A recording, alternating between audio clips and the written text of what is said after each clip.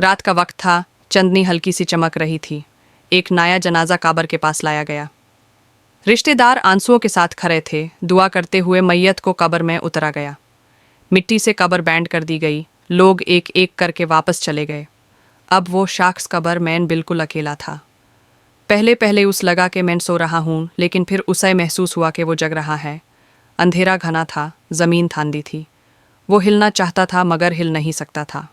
अचानक कब्र हिलने लगी। दो बड़े नूरानी फरिश्ते सामने आए। उनका रूप बहुत अजमत वाला था, आंखें चमक रही थी।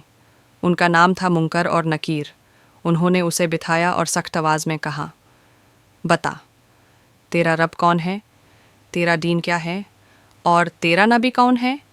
अगर वो शख्स मोमिन होता तो उसकी ज़ुबान पे नूर होता। वो पुरसुकून जवाब देता, मेरा रब अल्लाह है, मेरा दीन इस्लाम है और मेरे नबी मोहम्मद हैं। जैसे ही वो जवाब देता, उसकी कब्र रोशन हो जाती। नूरी खिड़की खुलती, उसे जन्नत की ठंडक और खुशबू महसूस होती। कब्र फैलकर एक बग बन जाती और वो सुकून से कहता, या अल्लाह क़यामत जल्द ले आ ताकि मैं अपनी जन्नत देख लूँ।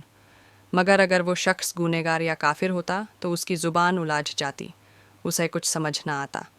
वो कहने लगता, मैं नहीं जानता।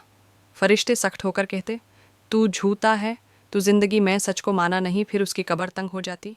दोज़ख की आग की एक खिड़की खुल जाती। उसे जहरीली हवा और धुआं महसूस होता। उसके पास लोहे के हथौड़े के फरिश्ते आते और वो चीख उठता।